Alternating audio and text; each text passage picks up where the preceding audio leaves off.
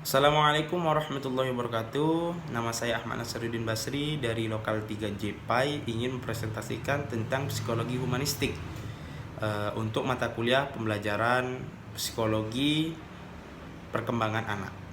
Baiklah, kita masuk kepada pengertian. Yang pertama yaitu psikologi humanistik atau biasa disebut dengan psikologi kemanusiaan. Adalah suatu pendekatan yang multiverse terhadap pengalaman dan tingkah laku manusia, yang memusatkan perhatian pada keunikan dan aktualisasi diri manusia.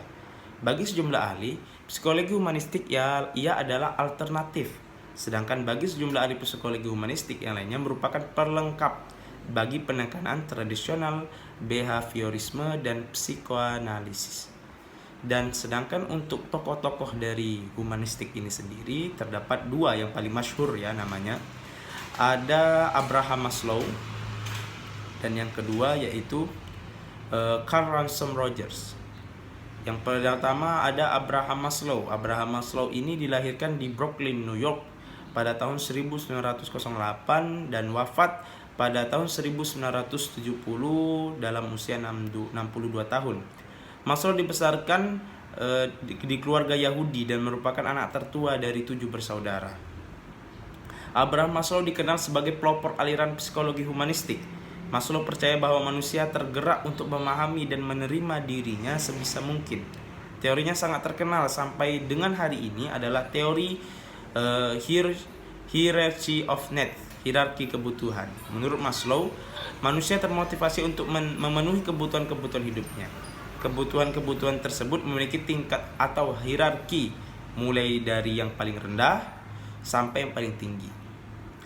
Di antara dari penjelasan pemikiran dari Abraham Maslow ada yang pertama itu kebutuhan fisiologis, kebutuhan dasar kita seperti makan, minum, buang air kecil, buang air besar, itu adalah kebutuhan fisiologis. Yang kedua kebutuhan rasa aman. Kita keadaan aman, stabilitas, proteksi dan keteraturan akan menjadi kebutuhan.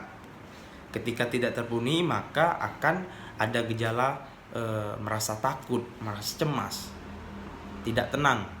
Yang ketiga yaitu kebutuhan rasa kasih sayang. Ketika dua hal di atas tadi sudah terpenuhi, maka akan timbul keinginan untuk rasa kasih sayang. Jadi kita membutuhkan seorang teman, seorang keluarga, kerabat untuk memenuhi kebutuhan akan rasa sayang tersebut. Kalau tidak maka kita akan merasa kesepian.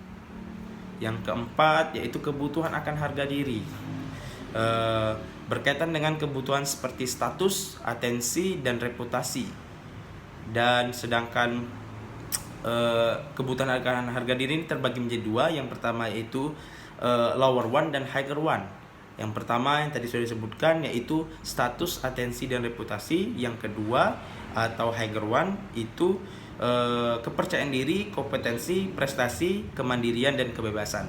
Jika tidak terpenuhi maka kita akan merasa rendah diri dan inferior.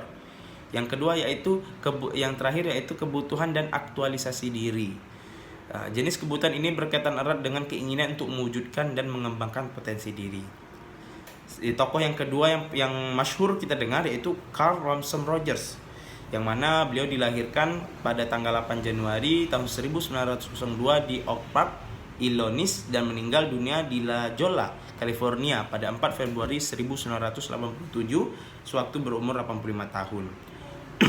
Carl Rogers adalah psikologi humanistik yang menekankan perlunya sikap saling menghargai dan tanpa prasangka antara klien dan terapis dalam membentuk individu mengatasi masalah-masalah kehidupannya. Rogers memberikan pendapat bahwa sebenarnya klien ini memiliki jawaban atas permasalahannya tersendiri, tapi seorang terapis ini membimbing seorang klien untuk menemukan jawaban dari permasalahan dari klien tersebut.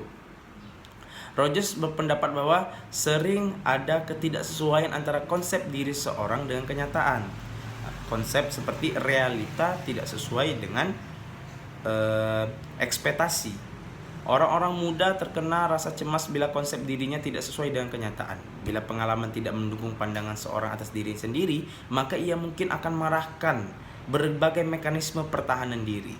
Rogers yakin bahwa ada penyesuaian psikologis bila konsep diri dalam posisi sedemikian rupa sehingga semua pengalaman organisme membaur ke dalam hubungan yang konsisten dengan konsep diri. Baiklah, kita masuk kepada implementasi humanistik. Sosok guru yang pertama, ada sosok guru yang humanistik.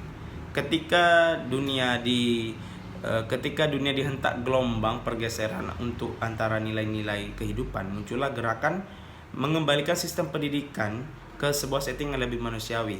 Pendidikan diharapkan memotivasi manusia untuk menjadi dirinya sendiri. Lebih lanjut, pendidikan perlu menghantar seorang untuk memahami siapa dirinya dan bukan membentuk manusia sebagai format yang telah direncanakan. Peserta didik dibiarkan mengenal dan menjadi dirinya sendiri, supaya kita tahu potensi diri kita ini apa. Bahasa Inggris itu be yourself, jadilah diri sendiri. Love yourself. Ketika kita sudah mencintai diri kita sendiri, maka kita akan tahu apa yang kita bisa, potensi apa yang kita bisa. Ketika kita sudah mengenal diri kita, tentu dia bisa menentukan pilihan dan arah hidupnya. Begitu pula di sekolah. Dalam konteks pendidikan yang humanistik, seorang guru dituntut memiliki hubungan emosional yang positif dengan anak didik.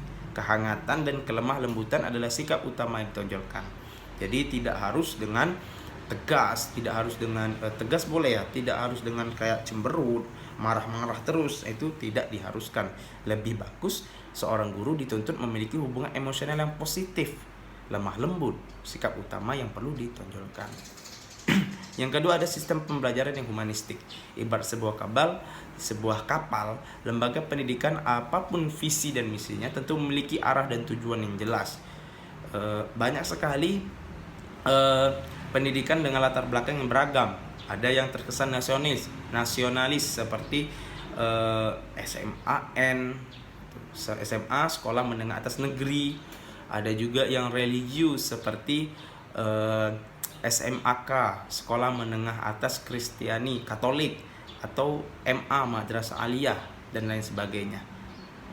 Terlepas dari pernyataan-pernyataan seperti itu, secara universitas, apapun nama dan bentuk lembaga pendidikan tersebut, perlu diterapkan beberapa elemen. Yang pertama, partisipasi dalam dunia pendidikan, integrasi, keterkaitan bahwa materi diajarkan perlu memiliki hubungan yang erat dengan kebutuhan hidup dasar peserta didik.